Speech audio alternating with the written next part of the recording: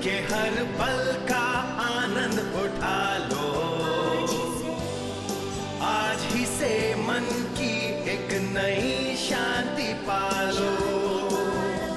समय आ गया बदलने का, समय आ गया कुछ करने का। अब उठा लो आनंद प्रतिदिन के जीवन का। सोचिए, इस तरह के बेमतलबी व्यक्ति न बने जो कि हर बात पर विश्वास करता है उसका कारण जाने बिना। कई लोग सोच से डरते हैं, वे चीजों में झांकने से डरते हैं। आत्मा की भेंट के बारे में किसी ने कुछ कहा हो तो सिर्फ विश्वास न करें, बाइबल पढ़ें और जाने कि यीशु ने उसके बारे में क्या कहा। अगर आपके मित्रों को ये नहीं चाहिए तो मुझे परवाह नहीं, कम से कम आप तो जान सकते हैं।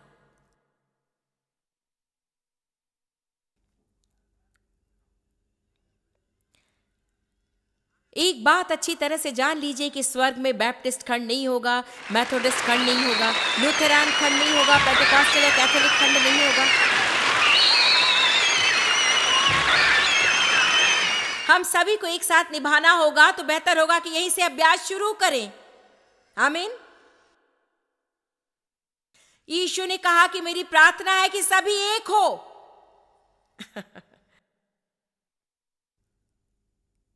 प्रभु दया करो। सोचिए सोचिए,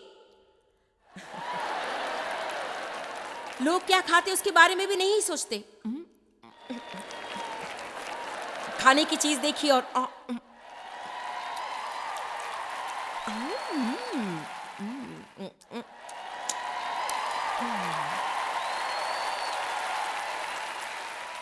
फिर तैयार होते हैं। क्या बताओ, वो लॉन्ड्री वाले, उन्होंने मेरे कपड़े सिकुड़ दिए, मैंने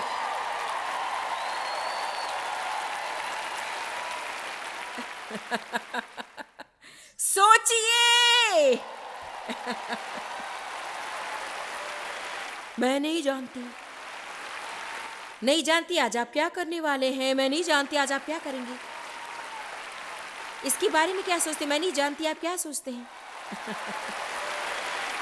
देखिए, मैं बहुत ही निश्चित व्यक्ति हूं, जो सोचती हूं मैं जानती हूं, और मेरे विचार से वो बुरा नहीं है, मेरे विचार से ये अच्छा है। हमें इतना संकीर्ण प्रवृत्ति का नहीं होना चाहिए जहां दूसरों की बात ना सुने। लेकिन लोग आपसे, आपका किस पर विश्वास है, आप क्या कर सकते हैं, क्या नहीं कर सकते, क्या पा सकते हैं, क्या नहीं पा सकते, क्या पहन सकते हैं, क्या नहीं पहन सकते, ये नहीं कहने पाए।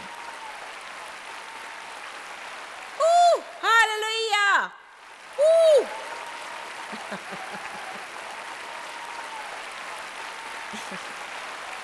मैं खुद नहीं जानती मैंने ऐसा क्यों किया, बस लगा कि करूं, मैं दोबारा करूंगी।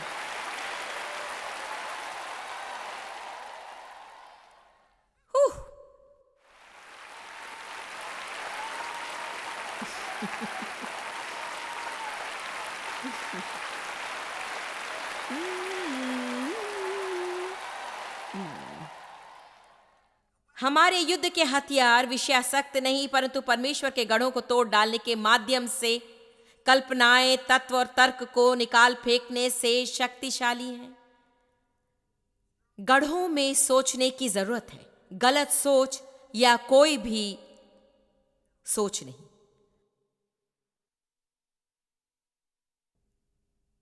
गढ़ों को ढाने में न सिर्फ युद्ध वरन कुछ कठिन निर्णय भी लेने पड़ते हैं, और इन गढ़ों को ढाने का सबसे कठिन निर्णय है उसे छोड़ दे जिसे प्रभु ने छोड़ देने को कहा।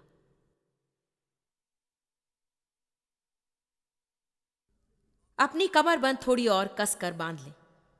आइए देखते हैं उत्पत्ति 12।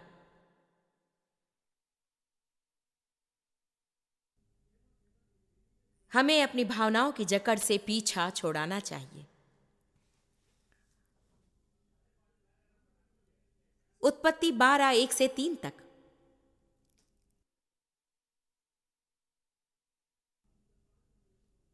यहोवा ने अब्राम से कहा, अपने देश और अपनी जन्मभूमि और अपने पिता के घर को छोड़कर उस देश में चला जा जो मैं तुझे दिखाऊंगा।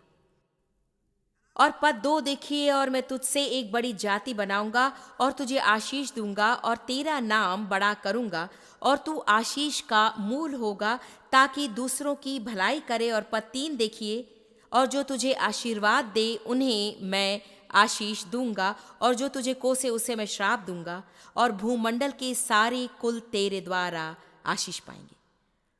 कितनी अद्भुत प्रतिज्ञा है जो प्रभु ने अब्राहम से की। उसने कहा मैं तुझे इतनी आशीष दूंगा जितनी कि तू कल्पना भी नहीं कर सकता। उसने कहा तुम इतने आशीषित होगे कि जो कोई तुझे आशीष देगा आशीष पाएगा, केवल इसलिए कि उन्होंने तुझे आशीष दी। हम सभी जानते हैं कि एक सौदा है जिसे प्रभु ने अब्राहम से किया था, लेकिन हम उसके अंतर्गत यीशु क्रिस्त के द्वारा आए। तो प्रभु कह रहा है देखो मैं तुझे आशीष देना चाहता हूं, अर्थात मैं तुझे आशीषित करना चाहता हूं, तेरा नाम बड़ा करना चाहता हूं, तुझे आशीष का मूल बनाना चाहता हूं। तू जब अंदर आए या तू बाहर जाए मैं तुझे आशीष देना चाहता हूं। सर से लेकर पांव तक आशीषों से भर देना चाहता हूं। मैं चाहता हूं कि तुम इतनी आशीष पाओ कि जो लोग तुमसे अच्छा बर्ताव करें उन्हें भी आशीष मिले, क्योंकि वे आपके साथ अच्छे हैं। लेकिन वो शुरू करता है ये कहने से कि छोड़ दो, अपने माँ बाप को छोड़ दो, अपने रिश्तेदारों को छोड़ दो और अपना देश छोड़ दो, अपना घर छोड़ दो। ठीक है, उसने ऐसा क्यों किया? शायद आप लोग भी नहीं जानते हो और मुझे भी हाल ही में पता चला कि अब्राहम जंगली प्रदेश से था और उसके रिश्तेदार मूर्ति पूजक थे। जहां भी उसने देखा उसने बुरा प्रभाव ही देखा। जहां भी उसने नजर डाली, यूं कहिए कि अपने बढ़ने के दौरान जहां भी मैंने देखा मैंने पाया विश्वास, श्राप, हिंसा, क्रोध, दोषारोपण, धोखा, झूठ, घृणा, कड़वाहट और ईर्ष्या, क्योंकि मैं ऐसे वातावरण में बड़ी हुई। आप अभी जिस बर्तन में हैं उससे आपको बाहर आना है। आपको नई संस्कृति को अपनाना होगा, क्योंकि जहां आप हैं वहां रहकर प्रभु जो आपके जीवन में करना चाहता है आप नहीं पा सकते। अब इसे मैं साफ साफ समझाती हूं, मैं आपके विवाह की बात नहीं कर रही हूं, क्योंकि अगर मैं ये बात नहीं कहूंगी तो आप में से कई घर जाकर कहेंगे कि मैं यहां से बाहर जा रही हूं क्योंकि जॉर्ज ने मुझे जाने को कहा। मेरा ये कहना है कि आपके विवाहित जीवन में अगर ऐसी संस्कृति नहीं है जहां आप बढ़ सके, तो कम से कम जब आप प्रभु से उसे बदलने की प्रार्थना कर रहे हैं एक काम कर सकते हैं। इस बात का ध्यान रहे कि आप ऐसी दूसरी संस्कृति को अपना ले जहां बढ़ोतरी का रास्ता है, ताकि आप इतनी सामर्थ्यशाली हो जाएं कि वापस उस संस्कृति में लौट सके और परेशान न हो।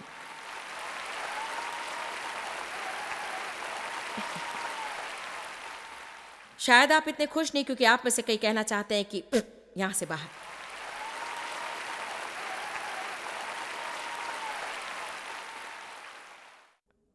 अट्ठाईस वर्ष पूर्व मैं एक बड़े डिनोमिनेशनल चर्च में थी।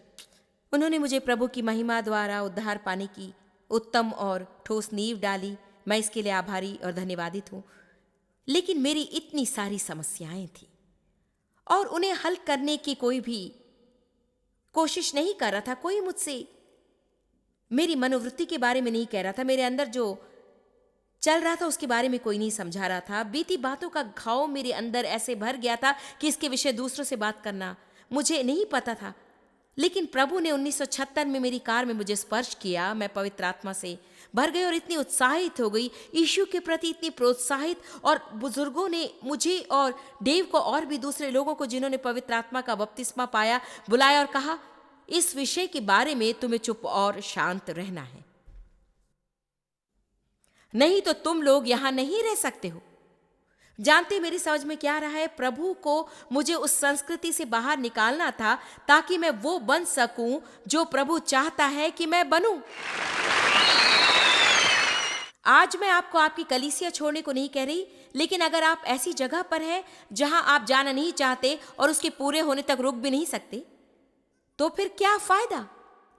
स्वर्ग में कोई समय की घड़ी नहीं है जहां आप रविवार सुबह आने और जाने का हिसाब रखें ताकि आपको ब्राउनी पॉइंट्स और कैलेंडर में स्टार्स मिले।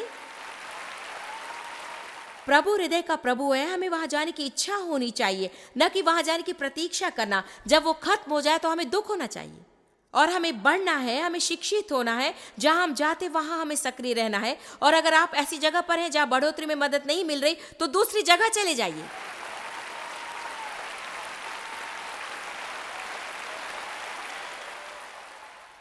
देखिए, मेरी परदादी इसी कलीसिया में गई, मेरी दादी इसी कलीसिया में गई, प्रभु की स्तुति, मेरी माँ भी इसी कलीसिया में गई और मैं भी यहीं मरना चाहूंगी। ठीक है, जानते हैं आप वास्तविकता में मरने से पहले ही मृत समान हो जाएंगे क्योंकि वहां पर मृत है या मृत समान लोग हैं। मैं किसी का नाम नहीं ले रही, आपको मेरी कलीसिया भी नहीं आना है। मैं डिनोमिनेशन के बारे में नहीं कह रही। क्या एक बात बताऊं, हर डिनोमिनेशन में जीवित कलीसिया और मृत कलीसियाएं हैं। मैं आज मृत और जीवित के बारे में कह रही हूं। ऐसी जगह जाए जहां आपकी चारों ओर ऐसा वातावरण हो जहां आप बढ़ सके। अगर आप चोट खाए और घायल हैं तो ऐसी जगह न जाए जहां लोग आप पर 100 नियम लागू करें जिनका अनुसरण आप नहीं कर सकते, वरन ऐसी जगह जाए जहां आप जो है उससे लोग प्रेम करें, प्रेम संपूर्णता तक।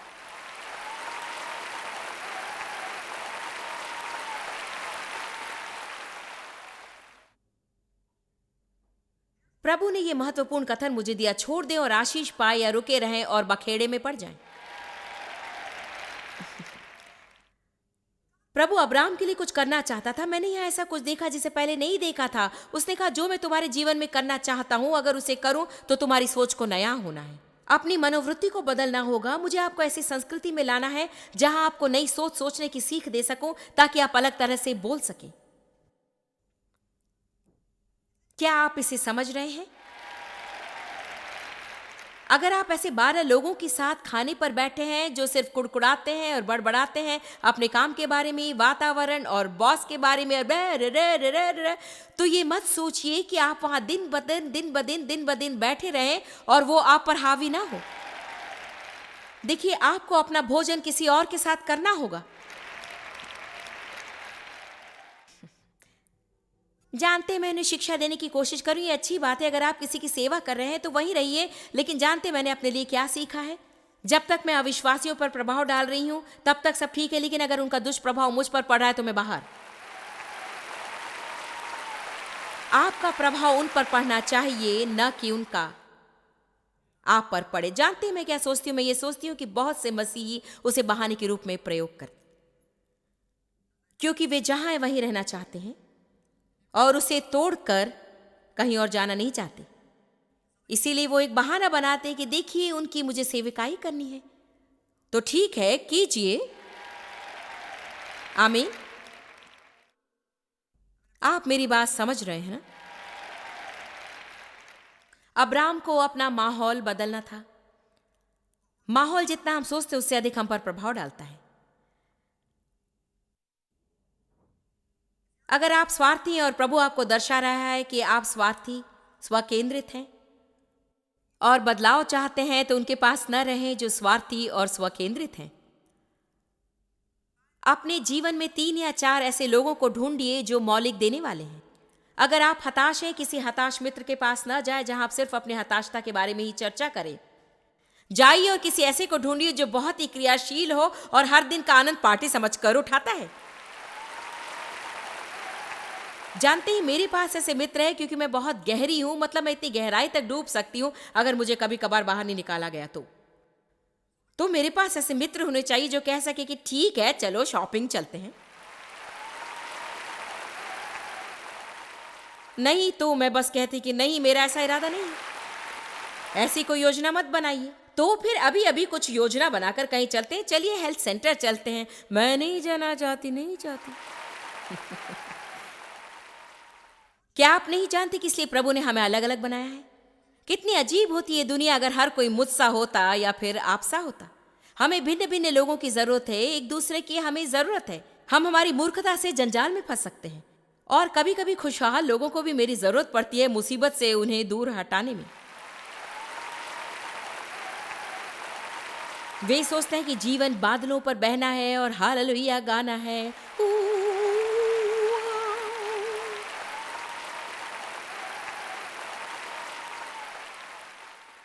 कुछ घंटे खरीदारी ठीक है, लेकिन 3 हफ्ते लगातार खरीदारी मैं नहीं कर सकती। दूसरे काम करने हैं, किसी को तो काम पर ध्यान देना है। आमीन। आप किसके आसपास हैं? आप जिसके आसपास हैं वो जो आपको चाहिए दे रहा है। यदि आप जो चाहते हैं आपके कर्म से उत्पन्न नहीं होता तो एक बदलाव कीजिए। यदि उनकी भावनाओं को ठेस लगी तो अच्छा, यदि वे आपको मिटा दें तो आपके आसपास जितने भी लोग हैं वे सिर्फ ऊर्जा चूसने वाले हैं।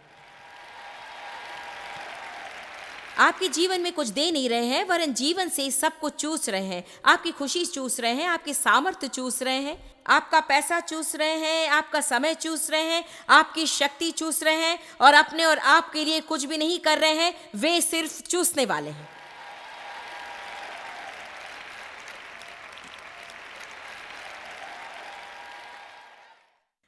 चाहे आप उनके लिए कुछ भी करें और एक बार भी जो चाहते हैं अगर वो आप उनके लिए ना करें तो वे आप पर क्रोधित हो जाते हैं।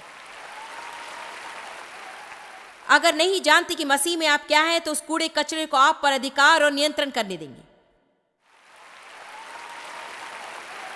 आमीन।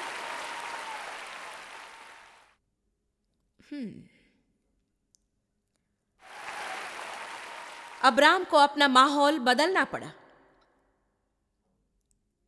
आइए देखते उत्पत्ति 15:50।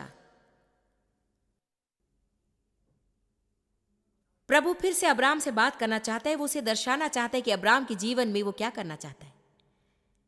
ये रोचक है क्योंकि अब्राम तंबू में रहता था और प्रभु से तंबू में बात नहीं कर सका। प्रभु को उसे बाहर बुलाना पड़ा ताकि वो तारागणों को गिन सके। वो उन्हें तंबू के अंदर नहीं देख सकता था, उसे तंबू से बाहर आना था।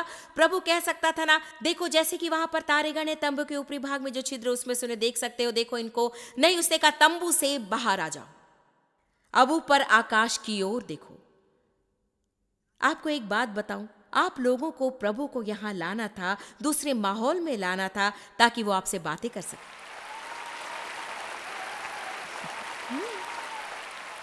आपको आश्चर्य होगा जब आप दूसरी जगह जाकर चीजों को अलग तरीके से देखेंगे। कभी कभी आपको जहां है वहां से दूसरी जगह जाना पड़ता है, कारण ना भी पता हो तो भी आपको जाना पड़ता है। आपको आश्चर्य होगा कि जब आप अलग दृष्टिकोण से देखें तो चीजें कितनी अलग दिखेंगी। देखिए, मैं हर सुबह घूमने जाती हूं और हमेशा एक रास्ते पर ही मैं जाती हूं। मैं जाते समय सड़क के जिस ओर से जाती हूँ, लौटते समय भी सड़क के उसी ओर से वापस आती हूँ। मैं हमेशा सड़क की एक ही ओर जाती हूँ, फिर घूमकर वापस आ जाती हूँ। खैर, दूसरे दिन घूमते समय मैंने सोचा मैं सड़क की दूसरी ओर जाऊंगी।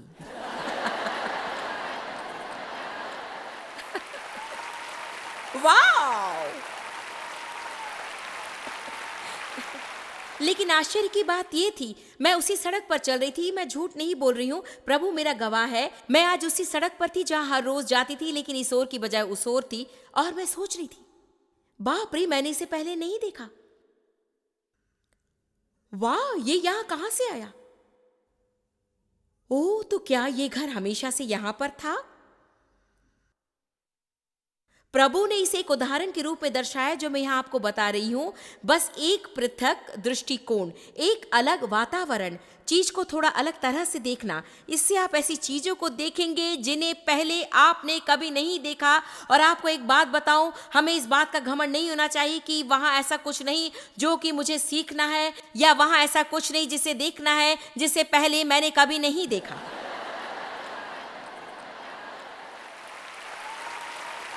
मेरे विचार से आप अंत में कुछ सीखते हैं जब जान लेते हैं कि आप कुछ नहीं जानते और उस हर दूसरे की बात सुनने को तैयार हो जाते हैं जिसमें थोड़ी सी बुद्धि हो।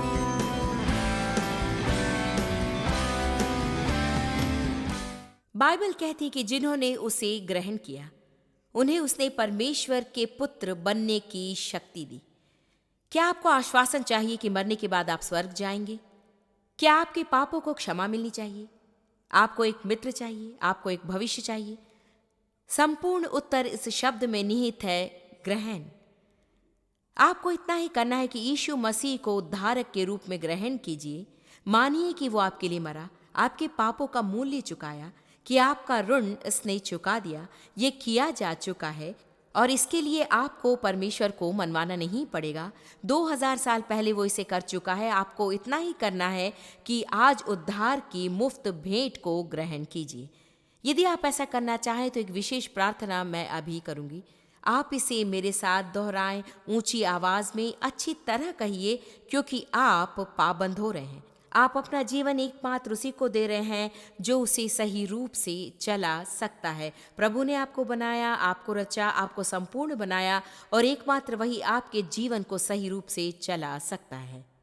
मेरे साथ अभी प्रार्थना कीजिए यदि आपका इरादा सच्चा है कि आप यीशु को उद्धारक मानना चाहते हैं। पिता परमेश्वर, मुझे तुझसे प्रेम है। यीशु, तुझ में विश्वास है। मानता हूं कि तू मेरे लिए मरा। मुझे विश्वास है कि एकमात्र तू ही मेरे पापों को क्षमा कर सकता है। मैं पापी हूं। मैं मानता हूं मैं पापमय जीवन से दूर होना चाहता हूं और मैं तुझे ग्रहण करता हूं यीशु, अपने उद्धारक और प्रभु के रूप में। मुझे एक नया व्यक्ति बना। आमीन। आप सोच सकते हैं कि यह इतना आसान हो सकता है। जरूर हो सकता है। परमेश्वर कभी उलझन में नहीं डालता। पर्दे पर के नंबर पर फोन कीजिए। कोई आपके सारे प्रश्नों के उत्तर देगा। हम आपके साथ हैं और प्रार्थना करेंगे। आवश्यकता हो तो आपको एक छोटी सी पुस्तिका भी भेजेंगे जिससे आपको मसीह के साथ नया जीवन शुरू करने में मदद मिलेगी। हमें आपसे प्रेम है, आपकी चिंता है। यीशु के साथ टिके रहिए, क्योंकि वही बढ़िया योजना है इस समय। प्रभु आशीष दे।